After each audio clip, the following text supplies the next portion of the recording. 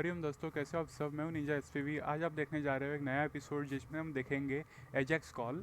तो उसमें सबसे पहले तो हम पहले के एपिसोड में जावास्क्रिप्ट देख रहे थे, पर इस वीडियो में हम देखेंगे जे क्वेरी। और जे क्वेरी का यूज़ करके ही एक कॉम्प्लेक्स पर बड़े एप्लीकेशन में यूज़ होने वाला एक कॉल देखेंगे जिसे हम बोलते हैं एजेक्स कॉल, जो असिंक्रोनसली और without refreshing the page data post और गेट करने के लिए यूज़ होता है। तो चलिए दोस्तों, हम देखते हैं।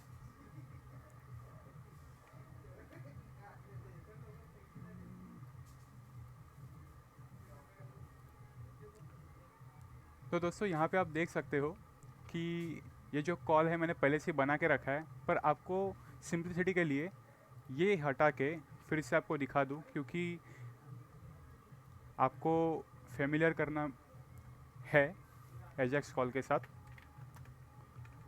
तो कुछ इस तरह से होता है। और मैंने पहले से ही H1 टैग बना के रखा है, पर इसका यूज़ मैं नहीं करने वाला हूँ। तो जैसे कि पहले के एपिसोड में हम देख रहे थे कि HTML हेड टैग ये सब बनाते हैं, तो उसी तरह से हम ये करेंगे।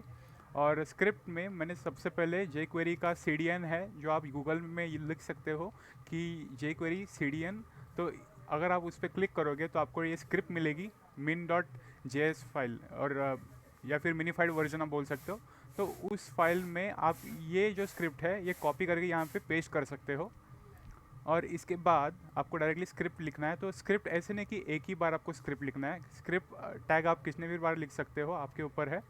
तो यहाँ पे मैंने दूसरा स्क्रिप्ट टैग लिखा है, तो इसके अंदर मैं लिखूँगा जो इसका सिंटैक्स है, एजेक्स।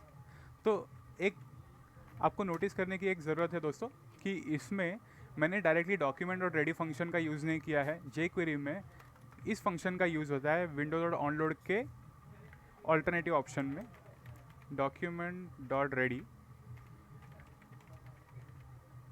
कुछ इस तरह से। तो ये जो है JS में हम इसे विंडो डॉट ऑनलोड का यूज़ करके कॉल करते हैं, पर ये जो जे क्वेरी है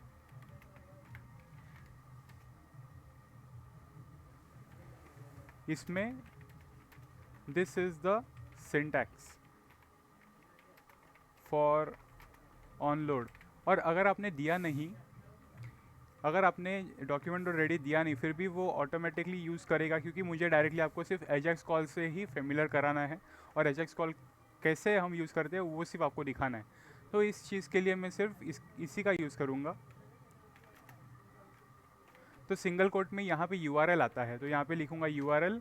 पर ये सिर्फ आपको समझाने के लिए, तो URL जो है वो नीचे है, वो वही यहाँ पे मैं पुट करने वाला हूँ। तो यहाँ पे जब वो URL पर हिट करेगा तो सक्सेस मिला कि हाँ ये वैलिड URL है, तो उसके बाद मुझे क्या प्रिंट करना है, तो वो ये फंक्शन डिसाइड करेगा कि इसके अंदर जो है जो डेटा रहेगा वो मुझे डेटा को प्रिंट करना है। तो यही कंसोल डॉट लॉग में मैं यूज़ करूँगा, कंसोल डॉट लॉग में यही प्रिंट करूँगा। तो अभी URL जो है आप देख सकते हो दोस्तों, सिंटैक्स सेम है और जो है सब कुछ सेम है, सिर्फ मुझे URL सिर्फ रेफरेंस के लिए उठाना है। और यही URL मैं यहाँ पे यूज़ करूँगा। तो ये दोस्तों, ये एजेक्स कॉल मेरा कंप्लीट हो गया है। तो अभी दोस्तों ये एजेक्स कॉल गेट के लिए है, और इसके आगे जो है मैं आपको पोस्ट का अभी नहीं बताऊंगा, क्योंकि पोस्ट का भी ऐसे ही है, पर यहाँ पे कुछ डेटा आता है। पर ये मैं क्यों नहीं बता रहा, क्योंकि jQuery पे मैंने डायरेक्टली आपको फेमिलियर कराया है, और वो भी कॉम्प्लेक्स जो बड़े एप्लीकेशन में डायरेक्टली यूज़ होता है उस चीज़ के लिए बेसिक हमने क्लियर नहीं किया। तो बेसिक पहले करेंगे, उसके पहले मुझे आपको ये एजेक्स का गेट सिर्फ रिक्वेस्ट जो है फेमिलियर कराना था, इसलिए ये सेशन आज का लिया। तो ये दोस्तों, ये जो कोड है ये लोकल सिस्टम पे नहीं चलेगा, डायरेक्टली आपको ये सर्वर पर अपलोड करना होगा। तो मैंने पहले से ही अपलोड करके रखा है ये सेम कोड। तो इसीलिए दोस्तों सबसे पहले तो वहाँ पे नेविगेट करेंगे 000 वेब होस्ट पे, कुछ इस तरह से। और इसमें मैं साइन इन करूँगा मेरे अकाउंट से जो मेरे पास है, और इसमें जो आईडी और पासवर्ड है वो यूज़ करूँगा। एक बार ये लॉगिन हुआ, लॉगिन करने के बाद आपको डायरेक्टली फाइल मैनेजर में जाके वो जो उसका फाइल जो आपको यूज़ करना है वो आप यहाँ पे अपलोड कर सकते हो। तो दोस्तों ये स्टेटस देखो आप, रनिंग दिख रहा है आपको, डायरेक्टली नेविगेट भी कर सकते हो, पर मुझे आपको सबसे पहले बताना है कि क्या है इसके अंदर। तो इसे मैनेज वेबसाइट में गए, उसके बाद डायरेक्टली आपको फाइल मैनेजर में जाना है, अपलोड फाइल्स करना है।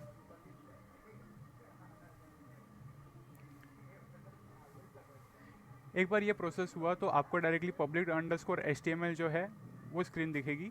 तो यहाँ पे आप देख सकते हो इसके अंदर ही आपको कोई भी फाइल हो एग्जीक्यूशन के लिए यूज़ करना है, तो यही फोल्डर के अंदर आपको डालना है। तो इसे डबल क्लिक किया मैंने, इसके अंदर index.html पहले से ही है और मैंने test.php भी है, पर आपको आज के लिए ये समझना ज़रूरी नहीं है कि इसके अंदर कैसे सिंटैक्स होते हैं ये सब। पर ये जो है मैंने यूज़ किया है, तो पहले सबसे पहले आपको बता दूं, इसमें जो this is the Ajax call है वही स्टेटमेंट मैंने प्रिंट किया है और इसी चीज़ को एजेक्स कॉल से मैं रिट्रीव करूँगा, मतलब फेच करूँगा, गेट करूँगा। और जो मैंने आपको सबलाइम टेक्स्ट में दिखाया वही कोड यहाँ पे है। यहाँ पे ये इसीलिए दिखा रहा है क्योंकि ये दोस्तों ये जैसे वर्ड में या फिर मैक में रहोगे तो पेजेस में डायरेक्टली ग्रामेटिकल मिस्टेक्स रहते तो कैसे दिखाता है, उसी तरह से ये स्क्रिप्ट को पैरेलल एग्जीक्यूशन के सेक्शन में वो अलाउ नहीं कर रहा है, पर वो पैरेलल एग्जीक्यूशन होगा।